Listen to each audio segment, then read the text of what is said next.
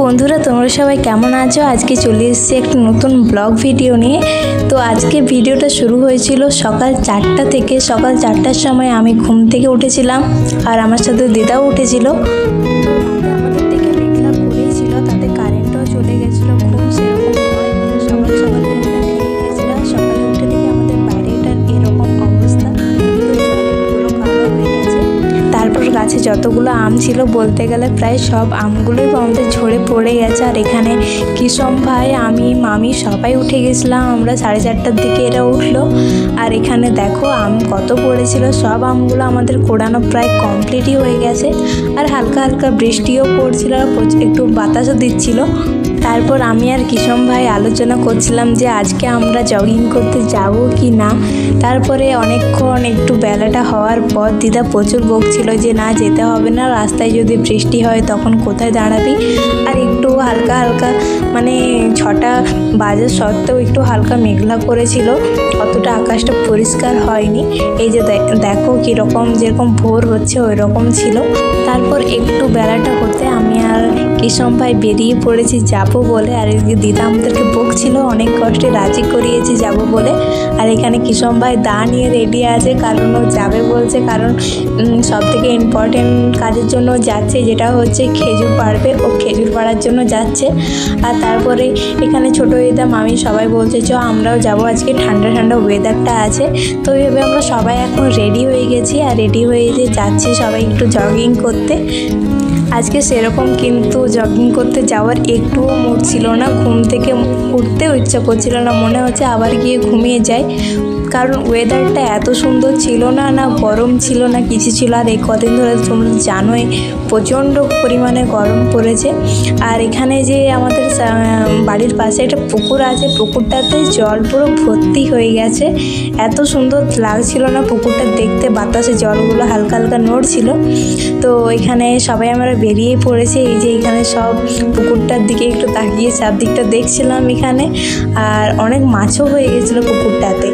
আর আমাদের দিকে বলতে গেলে প্রচণ্ডই পরিমাণে বৃষ্টি হয়েছে। আর এখানে একটা কারেন্ট তারও আমাদের ছিঁড়ে পড়ে গেছিলো। আমাদের একদিন প্রায় বলতে গেলে প্রায় একদিন আমাদের এখানে কারেন্ট ছিল না। তারপরে একদিন পর কারেন্ট ঠিক করা হয়েছে।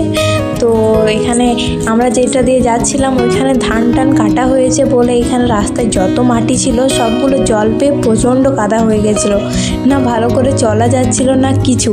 আমরা এদিকে আসতাম মনে কিষম ভাইয়ের জন্য, এদিকে আসা ও খেজুর পাড়বে বলে। আর না ও খেজুর পাড়তে পারলো না, কিছু বেকার আসা হলো। ও মানে খেজুর গাছগুলো এমন হয়েছিল তো ওটা কোনো মতেই দায়ে কাটা যাচ্ছিল না। তো এখানে আমরা এখন আবার উপরে ব্যাগ যাচ্ছি বাড়ি। তো চলো বাড়ি গিয়ে তোমাদের সঙ্গে দেখা হচ্ছে আবার। আর যখন আমরা বাড়ি যাই হালকা হালকা ধীরে ধীরে বৃষ্টিও পড়া শুরু করে দিয়েছিল। আর এই যে আকাশটা দেখো একদম কালো করে রেখেছে, আর হালকা হালকা বাতাস দিচ্ছিল। আর যাই হোক আমরা এই যে বাড়ি যাচ্ছিলাম, আর বাড়ি যাওয়ার সময় এই যে দেখো মানে এত পা স্লিপ করছে, চলা যাচ্ছে না রাস্তাটাতে, চারদিকটা পুরো ভরে গেছে কাদাতে। তারপরে এখান থেকে হেঁটে বাড়ি চলে এসেছি। আর বৃষ্টিটাও বন্ধ হয়ে গেছে। তারপরে তো ধীরে ধীরে রোদটা উঠলো। 10টার দিকে প্রচণ্ড রোদ দিচ্ছিল। আর এই যে এখানে আমি ব্রাশ করতে বসে গেছি। আর আজকে সেরকম কিছু মানে ভালোই লাগছিল না যে ডায়েট করবো, এ করবো সে করবো, মনে হচ্ছিল এটা খাই সেটা খাই। কিন্তু যাই হোক এখানে আমি কোনো সবজি বানাইনি আজকে। এখানে আমি রুটি দিয়েছি আর হচ্ছে কোনো সবজি বানাইনি, সস দিয়ে আজকে ব্রেকফাস্টে খেয়ে নিয়েছি। তো চলো আমার খাওয়া দাওয়ার পর এখানে হচ্ছে আমাদের ঝড়ে যতগুলো আম পড়েছিল এখানে হচ্ছে দিদা, আমি, দাদু সবাই মিলে একসাথে কাটছিলাম।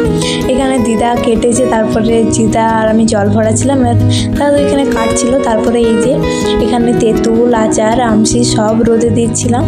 এই যে একটা হচ্ছে আমসির জন্য, একটা আচারের জন্য এখানে রোদে দেওয়া হচ্ছিল। আর সব ধুয়ে টুয়ে এনে এখানে রোদে দিয়েছি। আর তারপরে একদম কারেন্ট ছিল না, কোনো ভিডিও শ্যুট করতে পারিনি কারণ ফোনে চার্জ ছিল না আমার, রাতেরটা তো শ্যুটই করতে পারিনি। আর এখানে দুপুরের খাবার হচ্ছে ভাত ছিল, কুঁদরির তরকারি ছিল, গিমা ছিল, কুঁদরি সেদ্ধ ছিল, মাংস ছিল, এঁচোড় ছিল।